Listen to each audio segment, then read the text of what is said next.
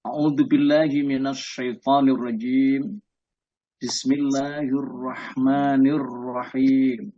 Assalamualaikum warahmatullahi wabarakatuh. Waalaikumsalam Waalaikumsalam warahmatullahi warahmatullahi wabarakatuh. wabarakatuh. Alhamdulillah wa syukrulillah ala nikmatillah wassalatu wassalamu ala rasulillah Muhammadin wa ala alihi wa sahbihi wa mawalah. La haula wa la quwwata illa billahil aliyyul azim.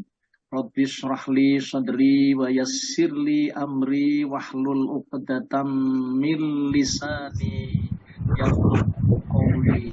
Rabbi zidni ilma warzuqni fahma. Amma ba'du. Yang sangat kami muliakan, yang terhormat Bapak Pembina, yaitu Bapak Dr. Andes Haji Soekardi, serta seluruh keluarga. Kemudian yang sangat dimuliakan Allah, guru-guru kita yang pada pagi hari ini insya Allah bisa ikut Zoom online ini, insya Allah. Tetapi dengan hormat, tidak cuma hanya guru-guru kita yang memberikan tausiah di sini saja, tetapi guru-guru ya yang bisa menyampaikan ilmunya itu ada di lain waktu atau di lain tempat yang dimuliakan Allah. Dan kemudian yang sangat kami banggakan yang memfasilitasi pengajian Zoom online Asyifa ini, maksudnya yang ramut, semuanya yang tidak bisa saya sebut satu persatu, rahimakumullah. Semoga Allah menganugerahkan Bapak Ibu yang ramut, yang mandegani, yang memfasilitasi ini. Allah memberikan anugerah selalu dalam keadaan sehat semuanya, diparingi selamat semuanya, rezekinya dilancarkan Allah semuanya. Kemudian insya Allah yang sangat dicintai Allah, yang sangat dimuliakan Allah adalah bapak-bapak, ibu-ibu, jamaah yang masih tetap teguh pendirian untuk bisa mengikuti atau membuka Zoom online-nya, ada di rumahnya masing-masing, yang dirahmati Allah Subhanahu wa Ta'ala. Rupanya juga tidak pantas lidah kita ini kalau tidak mengucapkan rasa syukur yang sebesar-besarnya, yang seagung-agungnya kepada Zat yang Maha Kuasa, yaitu Allah Subhanahu wa Ta'ala. Puja-puji syukur ini senantiasa selalu kita panjatkan dengan ucapan Alhamdulillahirabbil alamin. Setiap kali kita mendirikan sholat, itu kita selalu mengucapkan Alhamdulillahirabbil alamin, yaitu surat Al-Fatihah. Karena dialah Zat yang maha baik, yang maha berjasa kepada kita, yang maha menciptakan kita, yang maha memberikan anugerah segalanya kepada kita. Maka oleh karena itu Bapak Ibu, kita sampaikan ucapan itu selalu membasahi bibir kita ini, membasahi lidah kita ini. Oleh karena itu alhamdulillah, pada pagi hari ini kita rupanya masih diparingi Allah anugerah kesempatan waktu untuk bersama-sama kita mengkaji beberapa mata pelajaran, termasuk pada pagi hari ini adalah sirah, sejarah, dan kemudian beberapa kali pertemuan pertama, pertemuan kedua, dan ini saya pertemuan ketiga. Ini fokusnya mengenai Nabi Muhammad Shallallahu Alaihi Wasallam, Nabi kita yang dimuliakan Allah, yang agung ini.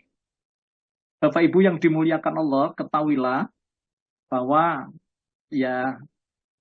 kalau seandainya begitu kita hidup di muka bumi ini, lalu tidak diutus oleh seorang manusia pilihan Allah yang namanya Nabi, Nabi dan Rasul, yaitu Nabi kita Muhammad ini salah satu di antara Nabi dan Rasul, maka tentu saja manusia hidup di muka bumi ini itu akan tersesat.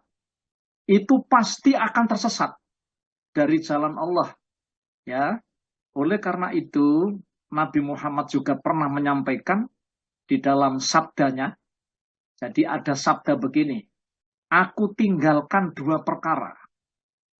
Ya, jika kalian ya mau berpegang teguh pada dua perkara itu, maka niscaya kalian tidak akan tersesat selamanya. Jadi kalian akan selamat hidupnya, dunia sampai akhirat. Dua perkara itu apa? Kitabullah wa sunnati, kata Rasulullah. Wa sunnati khulafaur rasyidin al-mahdiyyin. Yaitu kitab suci Al-Quranul Karim yang masih orsinil, masih asli. Tidak ada kitab di dunia ini yang masih tetap terjaga keorsinilannya, keautentikannya, ya kesuciannya, kecuali satu kitab ini. Di dunia ini Bapak Ibu, nggak ada. Kitab Al-Quran ini adalah kitab yang dihafal oleh para pemeluk Islam, para orang-orang yang beriman kepada Al-Quran. Dihafal berpuluh-puluh, beratus-ratus, beribu-ribu, bahkan berjuta-juta umat muslim ini yang hafal kitab suci Al-Quran. Jadi oleh karena itu tidak ada alasan orang di muka bumi ini ya yang tidak meyakini kitab suci Al-Quran ini. Kalau memang masih ada orang yang ingkar, itu silakan saja. Itu urusan mereka. Ya, bukti sudah nyata. Nah, ngerti nggih? Fakta telah ada. Maka Quran inilah satu-satunya kitab yang masih asli. Lafadznya, bunyinya maksudnya, yang masih dijaga Allah. Ya, karena orang membaca Quran tidak sembarangan, harus baik dan benar bacaannya. Harus bertajwid, ya, harus bertajwid. Dan ini dengan hormat saya katakan membaca Quran dengan baik dan benar itu fardhu ain, wajib fardhu ain. Jadi kalau ada di antara umat muslim yang baca Qurannya belum baik dan benar, wajib belajar. Saya ulang, wajib belajar, fardhu ain. Begitu Bapak Ibu. Berdosa hukumnya. Kalau orang muslim belum bisa membaca Quran dengan baik dan benar itu. Maksud saya, kita tidak, maksudnya gini, waduh benar itu sejauh mana Pak? Ya, benar itu sesuai dengan tajwid. Ya, sesuai dengan ilmu tajwid. Jadi itu ada ilmunya, disebut ilmu tajwid. Agar supaya bacaan Quran kita itu benar-benar ya itu sempurna. Bapak Ibu yang dimuliakan Allah. Ya. Oleh karena itu, kita bersyukur kepada Allah karena kita telah diparingi anugerah kesempatan waktu dalam hidup ini. Ya, untuk belajar Al-Quran. Pada pagi hari ini Bapak Ibu, saya ingin melanjutkan, semoga Bapak Ibu runtut ya, sejak mulai dari awal sampai pada pertemuan yang ketiga ini.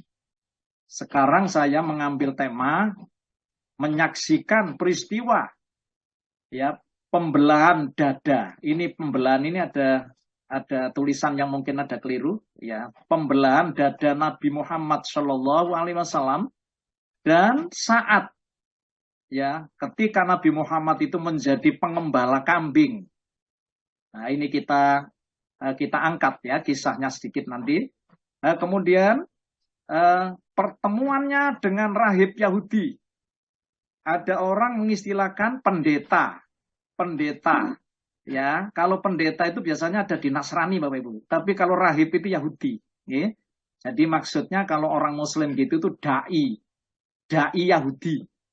Maka disebut rahib Yahudi. Pada waktu itu ya ada di kota namanya Busra. Oke, mari kita telusuri ya. Bapak Ibu, saya juga masih sangat penting pada pembahasan pagi ini masih menelusuri kakek dan nenek kandung Rasulullah dulu. Kakek nenek kandung Nabi Muhammad SAW. Siapa kakeknya? Abdul Muthalib bin Hashim, ya, bin Abdi Manaf. Itu kemarin sudah saya sampaikan. Kemudian neneknya namanya siapa? Nenek kandung Nabi Muhammad itu namanya Fatimah binti Amr. Ya, ini dari suku Makhzum, dari Bani Makhzum.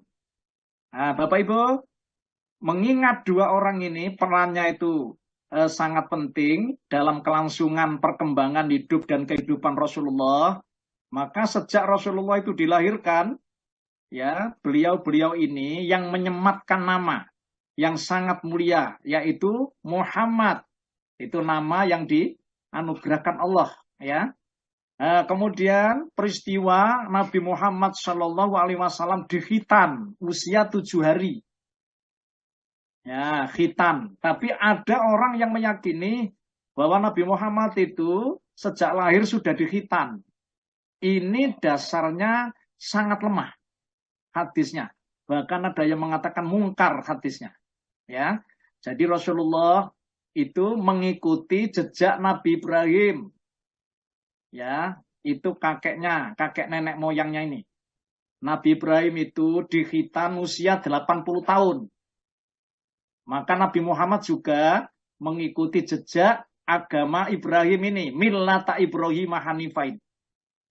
Oleh karena itu kalau ada orang mengatakan Nabi Muhammad sejak lahir itu sudah dikhitan, lah ini berarti nggak sesuai dengan ya anit tabi millata Ibrahim Hanifain. Jadi oleh karena itu yang kuat adalah Nabi Muhammad itu dikhitan oleh kakeknya, ya, namanya Abdul Muthalib ini, bin Hashim bin Abdi Manaf ini. Usianya berapa hari? 7 hari. Nah, ini hadis yang kuat, yang sahih. Kemudian di samping itu, ya, kakeknya ini Bapak Ibu, itu masih sempat gitu ya, dengan usianya, usia beliau ini, masih sempat juga mengasuh ya Nabi Muhammad Shallallahu Alaihi Wasallam ini selama 2 tahun. Jadi kakeknya ini masih menangi Nabi Muhammad itu 2 tahun saja. Maksudnya 2 tahun ini ngasuh Rasul. Setelah Rasulullah itu ditinggal ibunda tercintanya, yaitu Aminah wafat, gitu. Ya. Jadi Aminah ibunya wafat. Bapak Ibu yang dimuliakan Allah. Saya ingin nyebut sedikit, ya. Dalam suatu buku Sirah Nabawiyah, karena karyanya Ibnu Ishaq, gitu ya. Itu diriwayatkan bahwa Abdul Muthalib bin Hashim ini memiliki 10 anak laki-laki. Yang kemarin juga saya sebut singkat, ya. 10 anak laki-laki, Bapak Ibu. Dan 6 anak perempuan. Ya, ini menurut sejarawan Muslim Ibnu Ishaq. Urutan anak laki-lakinya yang paling tua itu namanya Al-Haris. Itu yang pertama, yang paling tua. Kemudian yang kedua itu Az-Zubair. Ya, Zubair bin Abdul Muthalib. Kemudian urutan yang ketiga itu Al-Abbas. Ya, urutan yang ketiga Bapak Ibu. Ya. Makanya disebut Ibnu Abbas gitu ya. Ibnu Abbas itu berarti anak laki-lakinya Ibnu Abbas. Lah nanti akan kita lihat itu periwayat hadis. Tapi bukan Al-Abbasnya Bapak Ibu. Al-Abbasnya itu kan putranya Abdul Muthalib. Tapi kalau anaknya namanya Ibnu Abbas. Ya. Kemudian yang keempat itu Hamzah. Itu putra yang keempat. Ya, Hamzah ini Bapak Ibu sempat mendapatkan julukan singa Allah. Asadullah. Singa Allah. Beliau gugur ya pada waktu perang Badar. Kemudian jantungnya ini dibedah sama seorang wanita. Ya, itu yang dulu sudah pernah saya ceritakan. Tapi insya Allah mudah-mudahan nanti akan kita lewati kisah ini. Kemudian putra yang kelima itu Abu Thalib. Ini putra kelima. Yang nanti kelak akan menjadi juga pengasuh Nabi Muhammad. Yaitu pamannya Nabi Muhammad. Abu Thalib. Jadi beda nggih? Beda Abdul Muthalib dengan Abu Thalib. Kemarin sudah saya singgung sedikit. Sebenarnya Abdul Muthalib itu namanya itu bukan Abdul Muthalib, Bapak, itu julukan. Syaibatul Hamd namanya itu. Tetapi karena pada saat itu orang-orang Quraisy itu menganggap bahwa Al-Muthalib itu ya pamannya itu itu membawa dari Medina itu seakan itu adalah budaknya. Ternyata itu tidak. Sehingga ya nama ini dijuluki Abdul Muthalib, budaknya Muthalib. Padahal itu pamannya yang namanya Muthalib itu. Nama aslinya itu Syaibatul Hamad. Itu yang kemarin sudah saya sampaikan. Nah, kemudian ada namanya Hijl, putra ke-6. Ini disebut Al-Ghoidak, itu sebutannya. Ya, Al-Ghoidak itu namanya Hijl, itu putra yang ke-6, putranya Abdul Muthalib, Bapak Ibu. Kemudian putra yang ke-7 itu Abdiror, putra yang ke-8 Al-Muqawwim, putra yang ke-9 Abu Lahab. Ini pamannya Nabi Muhammad yang memusuhi itu, Abu Lahab. Namanya itu bukan Abu Lahab, Bapak Ibu. Itu sebutan saja. Namanya adalah Abdul Ka'bah. Atau ada ulama sejarah namanya Abdul Uzza. Itu nama Abu Lahab. Ya. Kemudian putra yang ke-10. Nah ini Bapak Ibu. Itu Abdullah. Inilah ayah Nabi Muhammad Shallallahu Alaihi Wasallam. Nabi Muhammad memberikan julukan Ad-Dabih. Jadi ayahnya itu diberi julukan Ad-Dabih. Maksudnya anak nomor 10 yang mau disembelih dijadikan kurban ayahnya Abdul Muthalib bin Hashim ini. Nah, itu kemarin sudah saya sampaikan. Ya. Dan beliau ini menurut sejarah usianya cuma hanya 25 tahun saja. Ya. 25 tahun Bapak Ibu. Ya Insya Allah ya. Jadi masih muda banget. Itu ayah Rasulullah Muhammad Sallallahu Alaihi Wasallam sudah wafat. Nah, menurut para ulama sejarah lahir 545 Masehi, kemudian wafat 570 Masehi. Jadi usianya cuma hanya 25 tahun aja. Itu ayah Nabi Muhammad Sallallahu Alaihi Wasallam. Ini sangat saya sebut ini maksudnya biar Bapak Ibu nanti akan ada rentetan ya. Kemudian sedang 6 anak perempuannya, nah ini 6 anak perempuan, itu urutannya adalah yang tertua itu Sofiyah namanya. Ini anaknya Abdul Muthalib maksudnya Bapak Ibu. Kemudian yang kedua Ummu Hakim. Ya, Ummu Hakim ini anak yang kedua, ya, putri yang kedua maksudnya. Putrinya Abdul Muthalib, ya. Kemudian yang ketiga namanya Atikah. Yang keempat namanya Umaymah. Yang kelima namanya Arwa. Dan yang keenam namanya Al-Barrah. Ini putri, maksudnya anak perempuannya Abdul Muthalib.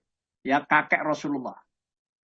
Oleh karena itu namanya kalau dengan Nabi Muhammad itu kan bibi-bibinya ini, tante-tantenya ini Bapak Ibu. Ya. Bapak Ibu yang dimuliakan Allah Subhanahu wa Ta'ala.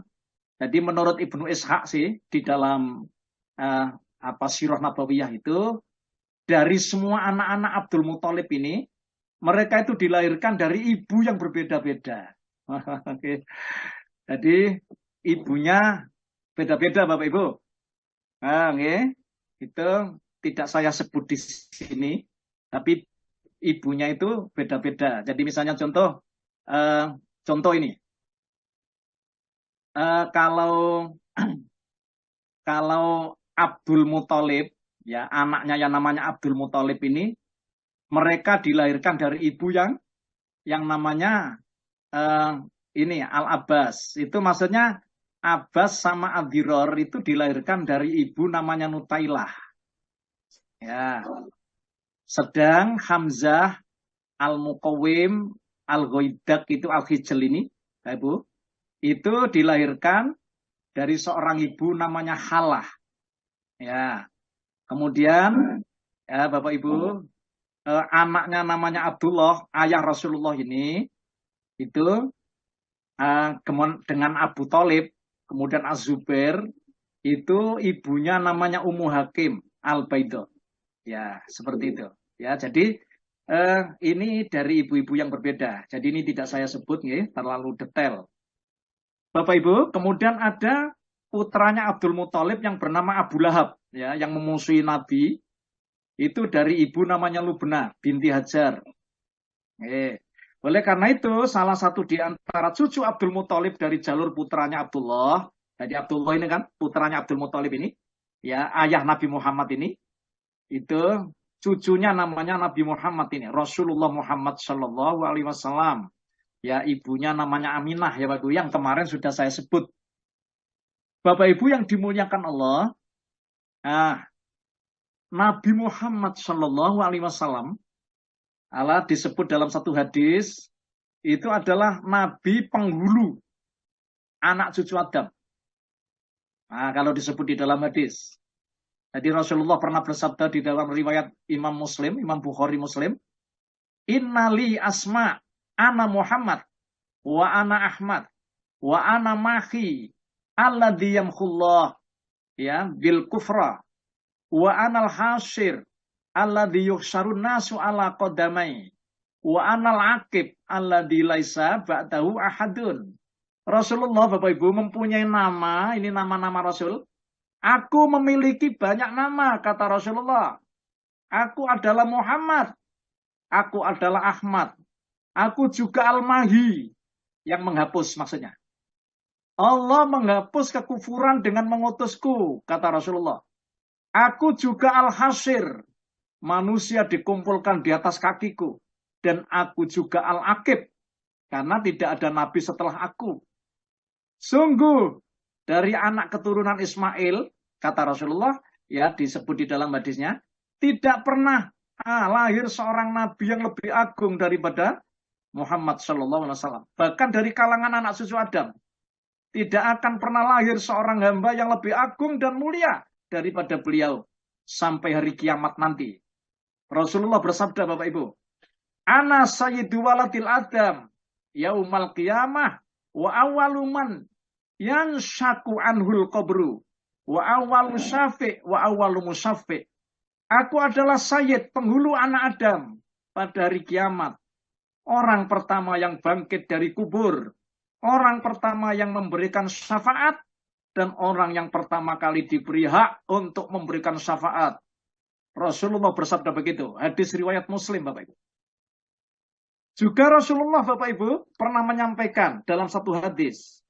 U'titu khamsan lam yu'tahunna ahadun qabli nusirtu birru'bi masiratan syahri wa ju'ilat liyal ardu masjidan wa tahuran fa ayyuma rajulin min ummati adraktu as-shalah fal yusalli wa ukhillat li al-ghanamu wa lam takhilli li ahadin qabli. Bapak Ibu, di dalam hadis Nabi, aku kata Rasulullah 5 perkara yang tidak pernah diberikan kepada seorang pun dari Rasul-Rasul sebelumku. Aku diberikan pertolongan dengan takutnya musuh mendekatiku dari jarak sebulan perjalanan. 2. Dijadikan bumi bagiku sebagai tempat sholat dan bersuci untuk tayamum maksudnya. Maka siapa saja dari umatku yang mendapati waktu sholat, maka hendaklah ia sholat. Jadi maksudnya, kalau umat-umat sebelum Nabi Muhammad itu kalau sholat itu ada di masjidnya. Tapi umatnya Nabi Muhammad bisa sholat ada di mana-mana. Yang penting tidak pada tempat yang dilarang Bapak Ibu. Ya, jadi misalnya di tepi sungai bisa. Yang penting suci tempatnya. Ini beda dengan umatnya umat Nabi-Nabi dan Rasul yang dulu. Ini keistimewaannya umatnya Nabi Muhammad itu. Kemudian yang ketiga dihalalkan rampasan perang bagiku. Dan tidak dihalalkan kepada seorang nabi pun sebelumku, kata Rasulullah. Jadi harta rampasan, Bapak Ibu, itu khusus umatnya Nabi Muhammad, ya, yang dihalalkan. Sedang umat-umat yang lalu, itu harta rampasan itu tidak halal. Kemudian yang keempat, dan aku diberikan kekuasaan untuk memberikan syafaat dengan izin Allah untuk umat manusia. Masya Allah. Ya. Kemudian yang kelima, nabi-nabi diutus hanya untuk kaumnya saja, sedangkan aku diutus untuk seluruh umat manusia. Itulah keistimewaan Nabi Muhammad Shallallahu Alaihi Wasallam dibandingkan dengan nabi-nabi dan rasul sebelum Rasulullah Muhammad diutus ini, Bapak Ibu. Bapak Ibu yang dimuliakan Allah. Ada hadis ya diriwayatkan Anas bin Malik. Rasulullah bersabda, aku adalah pemimpin anak Adam pada hari kiamat. Dan bukannya sombong ya, kata Rasulullah. Dan di tanganku bendera Al-Hamd. Dan jadi besok panji bendera itu akan dibawa oleh Nabi Muhammad. Walaupun Nabi Muhammad dan ini ada utusan Allah yang dilahirkan paling akhir, Bapak Ibu. Tapi Rasulullah jadi penghulu Nabi. Kata Rasulullah, aku tidak sombong. Dan tidak ada seorang Nabi. Ya, Nabi pun tidak pula Adam juga yang lainnya ketika itu. Kecuali semua di bawah benderaku. Dan aku orang pertama yang dibangkitkan dari kubur. Masya Allah. Ya, bukannya aku sombong, kata Rasulullah. Hadis riwayat Tirmidzi. Sahih Bapak Ibu hadis ini. Bapak Ibu yang dimuliakan Allah Subhanahu wa taala. Nabi Muhammad itu salah satu di antara nabi yang akan bisa memberikan syafaat kepada umat manusia. Seluruhnya Bapak Ibu. Jadi tidak cuma hanya segolongan umat Nabi Muhammad saja. Tetapi Rasulullah bisa memberikan anugerah syafaat atas izin Allah, maksudnya untuk seluruh umat manusia. Masya Allah. Bapak Ibu yang dimuliakan Allah Subhanahu wa taala, dan panjenengan kemarin juga sudah mendapatkan informasi bahwa orang yang pertama menyusui Nabi itu adalah Suwaibah al-Aslamiyah. Setelah 4 bulan itu lalu kemudian diserahkan kepada Halimah binti Abu Du'aib. Itu ya Bu, Bapak Ibu yang kemarin. Jadi memang itu sebagai tradisi bangsa Arab itu begitu, adabnya begitu Bapak Ibu. Ya, jadi disusukan oleh orang ada di pedesaan yang cukup jauh. Bahkan kemarin saya nyebut itu hampir lebih kurang 70 kilo dari Mekah itu menuju ke pedesaan ya Halimah ini Bapak Ibu. Ya, Bani Sa'idah. Bapak Ibu yang dimuliakan Allah, itu tentang penyusuan Rasulullah ya yang kemarin sudah saya sampaikan. Kemudian Bapak Ibu, setelah usia 4-5 tahun menurut sejarah Rasulullah itu ya lalu diserahkan kepada ibunya. Ini diriwayatkan dalam hadis Bapak Ibu yang sahih, pada suatu hari ketika Muhammad kecil ini kira-kira masih berusia 4-5 tahun, ya menurut pendapat yang masyhur. Jadi Muhammad kecil itu ikut bersama saudara-saudara sepesusuannya pada saat itu. Ada di kampung Bani Sa'idah Bapak Ibu. Ya, jadi ketika Nabi Muhammad ini diajak rupanya masih kecil ini masih ada dalam penyusuan Halimah Bapak Ibu. Ada di pedesaannya. Lalu kemudian Bapak Ibu, Rasulullah ini ya ikut juga mengikuti mengembala kambing ya saudara-saudara sepesusuannya itu. Ini usianya masih 4-5 tahun. Lah pada saat itu Bapak Ibu lalu kemudian didatangi oleh 2 malaikat. Nah, di sini termasuk salah satu di antaranya adalah malaikat Jibril. Ya, dalam satu hadis ya ada Rasulullah bersabda, ketika aku sedang berada di belakang rumah bersama saudaraku, maksudnya saudara sepesusuan. Pada saat itu aku, kata Rasulullah, ikut juga mengantar saudara sepesusuanku itu menggiring kambing, gitu. Jadi mengembala kambing. Tiba-tiba kata Rasulullah, aku didatangi 2 orang laki-laki. Mereka mengenakan baju putih, serba putih. Lah inilah malaikat Bapak Ibu. Dengan membawa bejana yang terdiri dari emas, kata Rasulullah. Ya, usianya 4-5 tahun ini rupanya sudah ngerti emas gitu. Kemudian di bejana itu rupanya ada air yang sangat bening. Maka ini Bapak Ibu yang dimaksud oleh periwayat hadis yang lain itu adalah air Zam-Zam. Ya. Lalu kedua orang itu menangkap aku. Nah, jadi kata Rasulullah begitu. Aku ditangkap sama 2 orang itu. Lalu aku diterlentangkan ya oleh kedua orang itu. Nah, ya. Kemudian Bapak Ibu, dia melihat kata Rasulullah, dia lalu membelah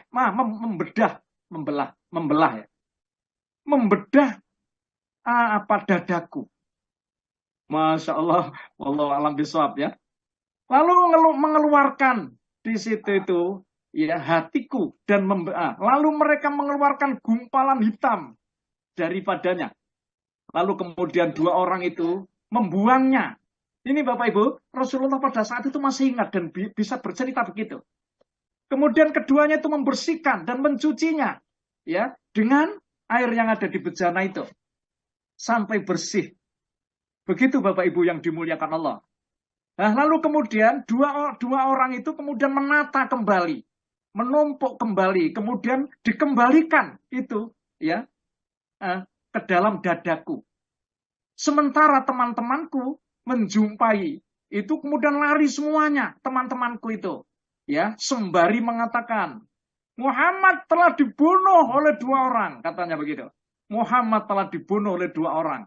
Bapak Ibu betapa terkejutnya ibu susuan mereka. Ya, kemudian mereka itu bersama-sama berbondong-bondong menjumpai Rasulullah. Sedangkan dia dalam keadaan berubah warna kulitnya, pucat kulitnya. Tetapi dia rupanya tersenyum. Subhanallah, hadis ini diriwayatkan oleh Imam Bukhari dan Muslim. Bapak Ibu yang dimuliakan Allah Subhanahu wa taala. Ya. Pembersihan spiritual dari bagian setan itu merupakan prolog dini. Jadi kenabian dan persiapan untuk pemeliharaan dari berbagai kejahatan dan penyembahan kepada selain Allah. Ingatan. Tidak boleh ada di dadanya kecuali tauhid. Begitu. Ulama-ulama tafsir nafsiri begitu. Peristiwa masa kecil beliau itu telah menunjukkan ya keadaan tersebut. Beliau tidak pernah melakukan dosa dan tidak pernah bersujud kepada berhala di saat ya keadaan tersebut menjadi sesuatu yang telah biasa oleh kaumnya. Maksudnya itu kalangan bangsa Arab itu semuanya rupanya nyembah berhala, patung-patung. Tapi Rasulullah sama sekali dijaga oleh Allah, tidak pernah Nabi Muhammad itu Bapak Ibu menyembah berhala itu. Ini disebut dalam satu riwayat yang sahih. Bapak Ibu yang dimuliakan Allah, dengan terjadinya peristiwa ini, maksudnya peristiwa pembelahan dada ini, ya. Lalu kemudian Halimah ini Bapak Ibu, itu ada rasa khawatir terhadap keselamatan beliau. Sehingga pada saat itu, ya sekitar usianya itu antara 4 sampai 5 tahun itu, lalu Halimah ini langsung mengembalikan kepada ibunya. Ngatan Bapak Ibu. Maka beliau hidup bersama ibunya hingga berumur 6 tahun. Jadi Aminah merasa perlu mengenang suaminya yang telah lama meninggal dunia dengan cara mengunjungi kuburannya. Jadi kuburan ayahnya itu, Bapak Ibu, itu ada di Madinah. Ya, yang kemarin sudah saya sampaikan. Ya, juga untuk mengunjungi paman-pamannya, paman-paman daripada ayahnya yang tinggal di sana. Maka ia pergi ya Bapak Ibu dari Mekah itu untuk menempuh perjalanan sejauh 500 kilo. Ibunda Aminah bersama putranya Rasulullah ini, yang yatim Bapak Ibu, ya, disertai pembantu wanitanya, yaitu Ummu Aiman. Bapak Ibu setelah menetap selama 1 bulan itu dalam sejarah ya, yaitu di Madinah, Aminah dan rombongannya itu siap untuk kembali ke Mekah. Akan tetapi dalam perjalanan pulang itu Ibunda Aminah jatuh sakit. Lalu kemudian wafat juga Bapak Ibu. Ada di sebuah dusun yang namanya Abwa. Lalu dikuburkan di sana. Jadi Abwa ini adalah daerah antara Mekah dan Madinah. Jadi lebih dekat Madinah ke Abwa daripada Abwa ke Mekah. Itu Bapak Ibu. Dan pada saat itu Rasulullah usianya menurut ulama sejarah masih baru 6 tahun, 3 bulan, 10 hari. Menurut hitungannya ulama sejarah. Bapak Ibu yang dimuliakan Allah Subhanahu wa taala. Oleh karena itu pada saat itu riwayat Muslim ini menyampaikan bahwasanya tepatnya ketika melewati daerah Abwa. Jadi Nabi Muhammad ketika dari Madinah menuju ke Mekah, lalu kemudian Rasulullah itu melewati Abwa. Pada saat pembebasan kota Mekah ini, itu Rasulullah itu Bapak Ibu minta izin kepada para sahabatnya yang pada saat itu lebih kurang 1.500 ya, pada saat itu. Lalu Rasulullah minta izin Bapak Ibu untuk menziarahi kuburan ibunya ini. Lalu beliau pun diberi izin. Bapak Ibu yang dimuliakan Allah. Jadi Nabi Muhammad juga pernah berziarah ke makam ibunya ini. Lah kemudian di dalam riwayat itu disebut Rasulullah menangis Bapak Ibu. Sehingga menyebabkan orang-orang di sekitar beliau itu turut menangis. Pada saat itu beliau membawa 1.500 pasukan tadi ya, yang memakai topi baja. Jadi maksudnya kisah ini ya disampaikan oleh ulama sejarah ketika Nabi Muhammad itu melewati daerah Abwa ini. Lalu Rasulullah itu berziarah seperti itu. Lah kemudian kenapa menangis Bapak Ibu? Itu salah satu di antara Rasulullah kan mengenang Bapak Ibu ya pada saat dia itu diajak ibunya usia yang 6 tahun itu tadi. Lalu kemudian dia menangis gitu ya. Sembab air matanya mengapa? Menetes Bapak Ibu. Subhanallah gitu ya. Bapak Ibu yang dimuliakan Allah. Nah, sepeninggal ibunya Rasulullah diasuh ya, oleh Ummu Aiman, budak yang diwariskan dari ayahnya itu. Sesudah itu beliau diserahkan kepada kakeknya. Lah ini Bapak Ibu, kakek Abdul Muthalib ini. Makanya tadi saya sebut di awal, ya, rupanya kakek namanya Abdul Muthalib ini adalah perannya sangat penting ya, dari kelangsungan kehidupan Rasulullah. Dan pada saat itu Rasulullah, pada waktu kakeknya ini wafat, Rasulullah itu usianya 8 tahun. Nah, ngaten, 8 tahun, ya. Kakeknya wafat, Abdul Muthalib. Nah, akhirnya kemudian pengasuhannya itu lalu kemudian diserahkan kepada pamannya. Ya, namanya Abu Thalib. Masya Allah. Bapak Ibu yang dimuliakan Allah. Ya. Jadi Abu Thalib ini kini menjadi wali ya bagi Nabi Muhammad setelah kepergian kakeknya Abdul Muthalib. Pemimpin baru klan Bani Hashim ini, jadi maksudnya kan itu ada anak keturunan Hashim ya Bu, Bapak Ibu, bersama istrinya menerima tanggung jawab tersebut dengan penuh kebanggaan dan kemuliaan. Abu Thalib pada waktu itu baru usia 35 tahun ketika Nabi Muhammad ikut itu. Ya. Wah, Bapak Ibu yang dimuliakan Allah, istrinya ya, namanya Fatimah, putri Asad bin Hashim. Jadi merupakan pasangan yang sama-sama berasal dari klan Hashim. Bapak Ibu, mereka menerima Muhammad kecil ini sebagai bagian dari keluarga mereka. Ini kepada pamannya, nggih. Keduanya tidak hanya membawanya ke dalam kehidupan keluarga, melainkan ke lubuk hati mereka yang paling dalam. Abu Thalib membesarkan Nabi seperti anaknya sendiri. Sang paman sangat mencintai kemenakannya ini dan membiarkannya tidur di samping tempat tidurnya, Masya Allah, serta menjaga anak itu ya bersamanya siang dan malam Bapak Ibu. Dia bekerja keras untuk senantiasa melindungi Nabi serta tidak pernah mengabaikan walaupun sesaat saja. Bahkan Abu Thalib tidak pernah meninggalkan di rumah dalam waktu yang lama Bapak Ibu. Dia kerap mengajak anak saudaranya itu kapanpun dia pergi. Jadi setiap pergi itu diajak. Saking sayangnya dia sering mendatangi wajah Muhammad. Jadi sering memandangi maksudnya. Memandangi wajah Rasulullah yang membuat teringat kepada Abdullah saudaranya. Alangkah miripnya Muhammad ini dengan saudaraku Abdullah. Ujar Abu Thalib ya. Dalam satu kesempatan begitu.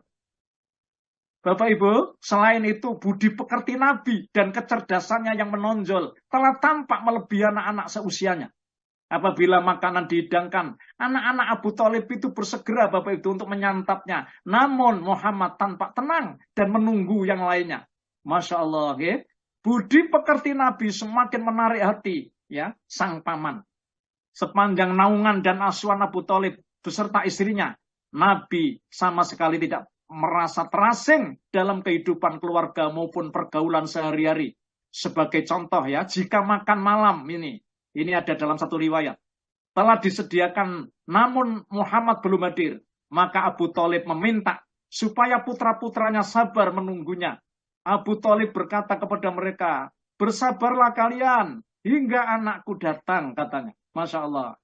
Dalam kesempatan lain, manakala salah seorang dari putranya minum susu dari gelas yang besar dalam satu riwayat, Maka Abu Thalib ingin agar Nabi minum terlebih dahulu. Masya Allah. Barulah seluruh keluarganya. Abu Thalib berkata kepada Nabi, engkau adalah anak yang diberkahi, wahai anakku. Demikianlah. Masya Allah. Perlakuan Abu Thalib, Bapak Ibu. Untuk membuat Nabi tidak merasa kemalangan hidup sebagai anak yatim piatu.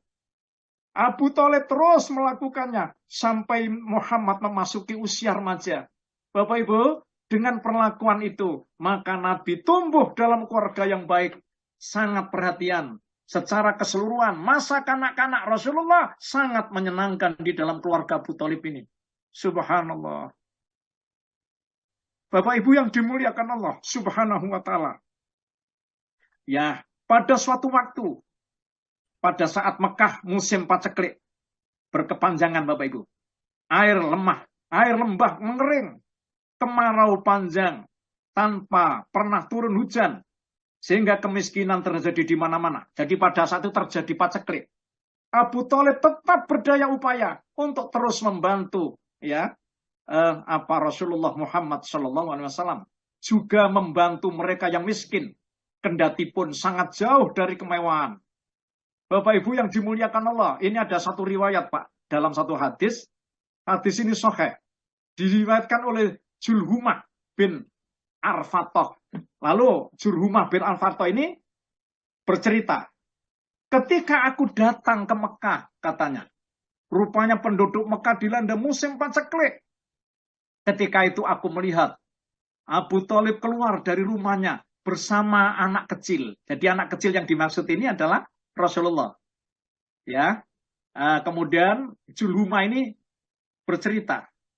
Lalu Abu Thalib memegang anak kecil itu, seraya menempelkan punggungnya pada dinding Ka'bah, Bapak Ibu. Masya Allah. Okay. Jari jemari tangannya memegang anak itu. Apa yang terjadi? Langit yang tadinya terang benderang, ya, lalu kemudian cahaya matahari sangat panas. Maka terjadilah pada saat itu mendung, Bapak Ibu. Tiba-tiba saja mendung datang dari berbagai penjuru. Kemudian turunlah hujan yang sangat deras secara merata di penjuru kota Mekah hingga lembah-lembah itu teraliri air secara merata. Masya Allah. Maka seiring perjalanan waktu, jadilah di sana sini ladang-ladang berubah menjadi subur. Masya Allah, Bapak Ibu. Okay. Melihat keadaan keluarga pamannya yang demikian ini, Rasulullah kecil, maksudnya Muhammad kecil itu mulai sadar bahwa kondisi ekonomi pamannya itu sangat memprihatinkan. Ditambah pamannya juga memiliki anak yang banyak. Jadi anaknya itu banyak, Bapak Ibu. Abdul Muthalib itu. Ya, bukan Abdul Muthalib, Abu Thalib. Pamannya maksudnya. Maka hal itulah yang menggerakkan Nabi Muhammad kecil ini mempunyai inisiatif gitu. Jadi usianya ini sekitar masih usia 8 ya. Usia 8. Lah, lalu kemudian Muhammad kecil ini lalu kemudian mengusulkan kepada pamannya, wahai paman, apakah aku boleh kalau aku ini lah ingin rupanya mengembala kambing. Masya Allah. Ya, ini Bapak Ibu. Jadi Nabi Muhammad sadar ya Bapak Ibu ya, ketika itu pamannya memang kan ya dalam keadaan ya kondisi ekonominya ya. Lah oleh karena itu Rasulullah ini Bapak Ibu pada saat itu kemudian membantu pamannya ini untuk menjadi buruh. Maksudnya begitu. Menjadi buruh pengembala kambing. Akan tetapi ya paman ini merasa kaget mendengar inisiatif itu. Ia berusaha mencegahnya, namun tidak berhasil, begitu pula dengan sang bibi. Jadi Fatimah binti Asad ini, jangan wahai anakku, kamu masih kecil, gitu Bapak Ibu. Akan tetapi keinginan yang mulia Muhammad kecil ini Bapak Ibu, begitu sangat kuatnya. Sehingga beliau membiarkan keinginan keponakannya itu. Subhanallah. Jadi Nabi Muhammad ini Bapak Ibu ketika dalam asuhan pamannya Abu Thalib yang usianya itu lebih kurang 8 tahun itu. Lalu kemudian Rasulullah punya inisiatif Bapak Ibu untuk mengembala kambing. Dan rupanya dia mengenang ya pada saat usia 4 tahun sampai 5 tahun. Yang ada di pedesaan Bani Sa'idah itu kan pernah juga menggiring kambing dengan ya ini apa anak sepesusuannya itu, ya anaknya Halimah Bapak Ibu. Nah, oleh karena itu Rasulullah bersabda dalam satu hadis, ya, ma ba'asallahu nabiyan illa ra'al ghanam, kata Rasulullah. Faqala ashabuhu wa anta. Faqala na'am. Kuntu ar'aha ala korotito, ya, li ahlil Mekah. Rasulullah bersabda, hadis riwayat Bukhari Muslim ini. Tidaklah Allah mengutus, kata Rasulullah, ya, seorang nabi kecuali nabi-nabi itu pernah juga mengembala kambing. Sahabat lantas bertanya, apakah engkau juga ya Rasulullah? Rasulullah menjawab, "Na'am." Ya, "Na'am, kuntu." Dulu aku juga mengembala kambing milik orang Mekah dengan upah beberapa kirot. Itu. Jadi dikasih upah Bapak Ibu. Bapak Ibu yang dimuliakan Allah. Demikian ya sikap Nabi Muhammad ketika mengetahui ada keluarganya yang mengalami kesulitan Bapak Ibu. Beliau tidak segan-segan lalu kemudian ingin membantu sebisanya pada saat itu. Dan ini Bapak Ibu ada hikmah yang sangat besar sebenarnya kenapa nabi-nabi dan rasul itu Bapak Ibu juga pernah mengembala kambing gitu. Jadi rahasia apa itu dibalik dari semua ini? Ya, itu perjalanan seorang nabi dan rasul itu kan selalu dapat bimbingan dari Allah, Bapak Ibu ya. Seandainya ini kalau bahasa kita, itu kan kekasihku, itu kan calon yang akan jadi nabi dan rasul. Kenapa? Kenapa? Itu rupanya juga modelnya itu seperti halnya rakyat biasa. Oleh karena itu, ini ada hikmah. Jadi di balik itu. Karena di dalam satu hadis, Bapak Ibu, dinyatakan oleh Rasulullah, sebaik-baik hamba Allah itu memakan harta usahanya sendiri. Bapak Ibu. Itu sebaik-baik hamba Allah yang beriman, itu salah satu di antaranya adalah memakan, mengkonsumsi hasil jerih payahnya sendiri. Ini adalah hadis. Jadi oleh karena itu, ya tidak mungkin ya perilaku seorang nabi dan rasul itu Bapak Ibu yang termasuk orang yang akan dicalonkan jadi nabi dan rasul itu lalu kemudian perilakunya itu perilaku-perilaku yang rupanya di luar daripada bimbingan Allah ini. Ini salah satu di antara hikmah dibalik daripada Rasulullah mengembala kambing itu. Bapak Ibu yang dimuliakan Allah, ulama sejarah mencatat juga bahwa suatu ketika Abu Thalib pamannya itu mengajak Nabi pergi ke Syam, itu bersama rombongan kafilah dagang. Ya, pada waktu itu beliau berusia 12 tahun. Jadi rupanya nginjak usia 12 tahun menurut ulama sejarah. Ya, pamannya melakukan hal ini karena sangat menyayangi beliau. Di samping itu tidak ada pula yang bisa merawatnya apabila beliau ditinggal sendirian di kota Mekah.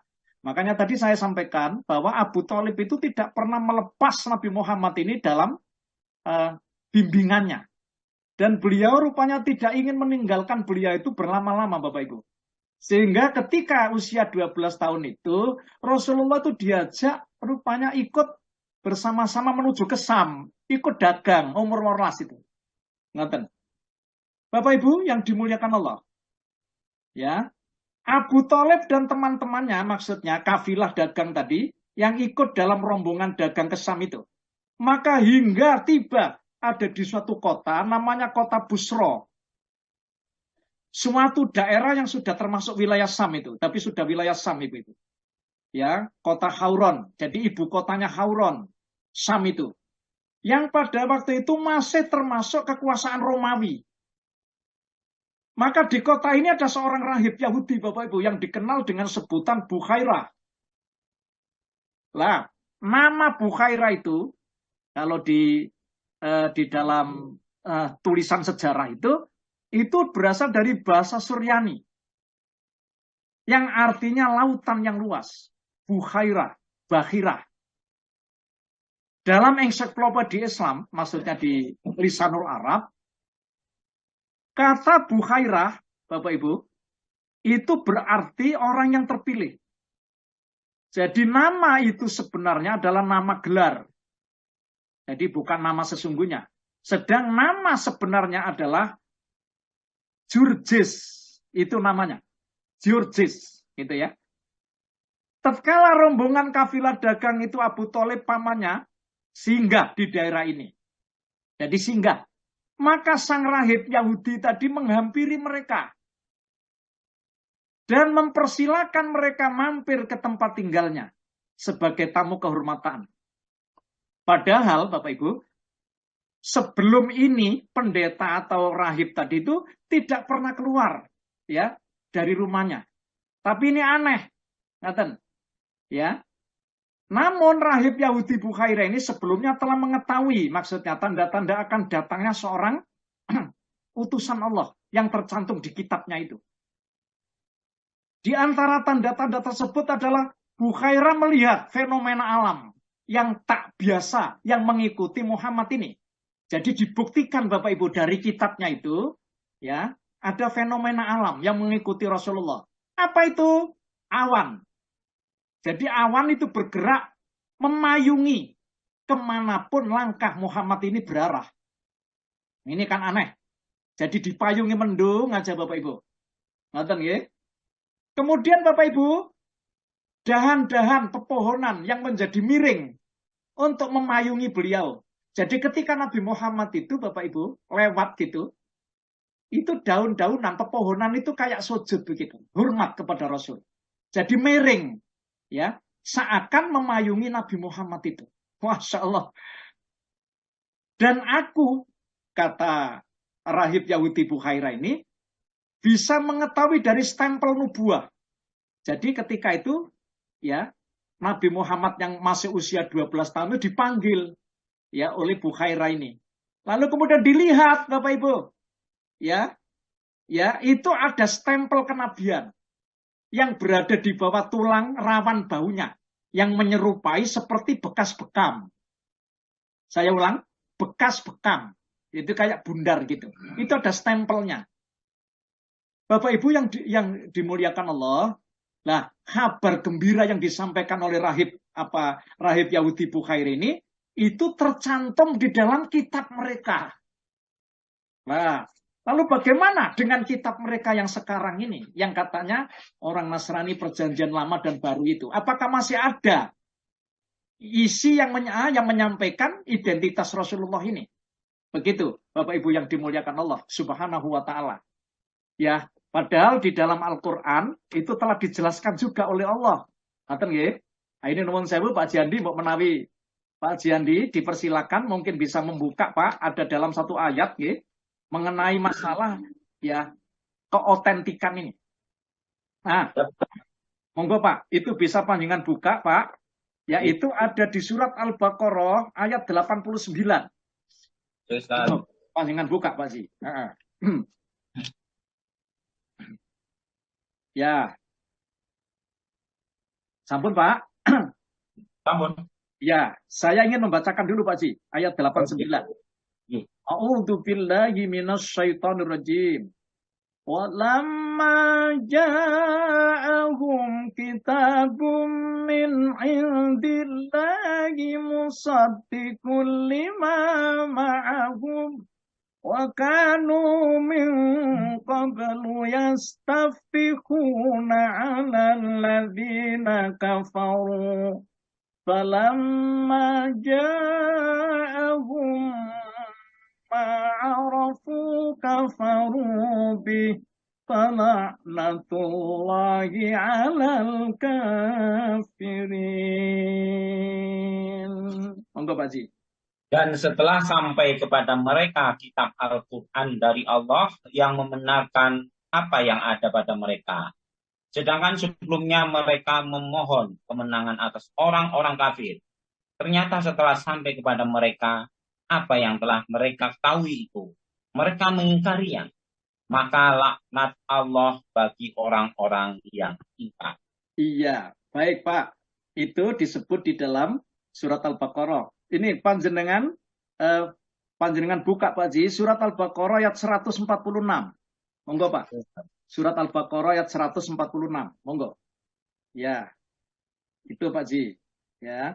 Itu panjenengan langsung terjemah Pak. Monggo, dipersilakan. Al-Baqarah 146. Orang-orang yang telah kami beri kitab Taurat dan Injil mengenalnya Muhammad, seperti mereka mengenal anak-anak mereka sendiri. Sesungguhnya sebagian mereka pasti menyembunyikan kebenaran, padahal mereka mengetahuinya. Iya, Bapak Ibu yang dimuliakan Allah. Jadi sebenarnya ada di dalam kitab itu waktu zaman Nabi Muhammad kecil ini, itu rupanya sudah jelas sekali tercantum ada di kitab mereka. Oke. Bahkan orang-orang Nasrani dan Yahudi itu memang sudah ada, seakan Nabi Muhammad itu adalah seperti mengenal anak mereka sendiri. Itu disebut di dalam Al-Quran. Bapak Ibu yang dimuliakan Allah. Lah, pada saat itulah lalu kemudian ya rahib Yahudi Bukhaira ini memerintahkan pamannya Abu Thalib itu agar segera membawa Rasulullah ini pulang kembali, Bapak Ibu. Jadi tidak ikut ke Syam. Agar tidak terlihat orang-orang Yahudi. Karena di dalam kitab mereka itu rupanya sudah dicantumkan itu. Sudah mengenal itu. Bahkan oleh karena itu adalah termasuk orang yang ditunggu kehadirannya dan akan dibunuh oleh orang-orang Yahudi itu. Jadi agar supaya tidak mengungkap kebenaran itu. Kata pendeta Bukhaira ngomong, demi Allah, jika mereka melihat Nabi Muhammad, maksudnya melihat anak ini, seperti aku melihat ini, katanya, maka niscaya mereka pasti akan membunuhnya. Nah, di sini sahih, Pak, ya, yang diceritakan di dalam Al-Hadis. Nah, oleh karena itu, Bapak Ibu, kita bisa mengambil sedikit ibrah, ya, dari kisah ini, maka ibrahnya ngeten. Kita lihat ya, ini maksudnya yang bisa kita ambil kitanya. Jadi hadis mengenai rahib Bukhaira ini tentang Rasulullah, yaitu hadis yang diriwayatkan oleh jumhur ulama sirah dan para perawinya. Dan dikeluarkan oleh Tirmidzi secara panjang dan lebar dari hadis Abu Musa al-Asy'ari ini. Bapak Ibu menunjukkan bahwa para ahli kitab Yahudi dan Nasrani itu memiliki pengetahuan tentang bi'sah Nabi. Jadi tentang diutusnya Rasulullah Muhammad SAW. Dan mereka juga telah mengetahui tanda-tanda ini. Mereka ketahui dari berita kenabiannya dan penjelasan tentang tanda-tanda dan sifat-sifatnya yang terdapat di dalam kitab Taurat dan Injil itu. Ngoten nggih? Di antaranya ada apa yang diriwayatkan oleh para ulama sirah, maksudnya para ulama sejarah, bahwa orang-orang Yahudi itu biasa memohon kedatangan Nabi. Tadi sudah dibaca sama Pak Jianding, ya? Sebelum Nabi Muhammad diutus itu, untuk mendapatkan kemenangan atas kaum Aus dan Khazraj. Ngoten maksudnya. Dengan mengatakan sesungguhnya sebentar lagi akan dibangkitkan seorang nabi yang kami akan mengikutinya. Katanya begitu. Lalu kami bersamanya akan membunuh kalian. Sebagaimana pembunuhan yang pernah dialami oleh kaum Ad dan Samud. Ketika orang-orang Yahudi itu mengingkari janjinya, Allah menurunkan firman-Nya yang dibaca tadi. Ya. Di dalam tafsir Al-Qurtubi, bahwa ketika turunnya firman Allah ini, orang-orang Yahudi dan Nasrani itu telah kami berikan Alkitab, Taurat, dan Injil itu. Dan mengenal Muhammad itu seperti mengenal anak-anak mereka sendiri. Dan sesungguhnya sebagian dari antara mereka itu menyembunyikan kebenaran itu. Padahal mereka mengetahui. Bapak Ibu, pada saat Umar bin Khattab ini bertanya kepada Abdullah bin Salam itu, ini seorang ahli kitab yang telah masuk Islam. Ya, itu ada suatu riwayat hadis, ya. Ini hadisnya ngeten. Apakah kamu mengetahui Muhammad sebagaimana kamu juga mengetahui anak-anakmu? Ia menjawab, iya. Bahkan lebih banyak. Allah mengutus malaikat, ya, kepercayaannya di langit kepada orang kepercayaannya di bumi dengan sifat-sifatnya. Lalu saya mengetahuinya, katanya Abdus Salamin. Adapun anak saya, maka saya tidak mengetahui apa yang telah terjadi pada ibunya. Bahkan itu anaknya sendiri juga, ya, banyak yang masih belum diketahui, tetapi dia lebih mengetahui Muhammad ini yang tercantum ada di kitab mereka itu, Bapak Ibu. Subhanallah. Ngoten nggih. Bapak Ibu yang dimuliakan Allah, nggih. Sehubungan dengan usaha Rasulullah itu mengembala kambing itu tadi, itu tujuan mencari rezeki. Ini selera tinggi dan perasaan halus yang dengan kedua sifat ini Allah memerintahkan nabinya Muhammad, selama ini pamannya lah yang mengasuhnya dengan penuh kasih sayang sebagai seorang bapak. Tetapi begitu merasakan kemampuan untuk bekerja, Rasulullah segera melakukannya dan berusaha ya sekuat tenaga untuk meringankan sebagian beban nafkah dari pamannya itu. Ngoten Bapak Ibu. Ya, barangkali hasil yang diperolehnya dari pekerjaan yang dipilihnya, yang dipilihkan Allah tersebut, itu tidak begitu banyak dan penting bagi pamannya. Tetapi ia merupakan akhlak tinggi yang mengungkapkan rasa syukur, kecerdasan, watak, dan kebaikan perilaku Rasul itu. Itu hikmah. Ya, berkaitan dengan penjelasan tentang bentuk kehidupan yang diridhoi Allah untuk para hamba-hambanya yang soleh di dunia, sangatlah mudah bagi Allah untuk mempersiapkan bagi Nabi, Bapak Ibu. Sejak awal kehidupannya, segala sarana kehidupan dan kemewahan yang dapat mencukupinya, sehingga tidak perlu lagi memeras keringat dan mengembala kambing. Sebenarnya begitu. Tetapi ada hikmah, ya, menghendaki agar kita mengetahui bahwa harta manusia yang terbaik adalah harta yang diperoleh dari usahanya sendiri. Dan imbalan pelayanan yang diberikan kepada masyarakat dan saudaranya sebagai sebaliknya juga, harta yang terburuk ialah harta yang didapatkan seseorang tanpa bersusah payah atau tanpa imbalan kemanfaatan yang diberikan kepada masyarakat. Jadi ini hikmah Nabi Muhammad mengembala kambing itu. Bapak Ibu, ini juga sebenarnya ada hikmah bagi orang-orang yang berdakwah. Ya. Jadi orang yang berdakwah itu tidak akan dihargai orang dakwanya manakala mereka itu menjadikan dakwah sebagai sumber rezeki.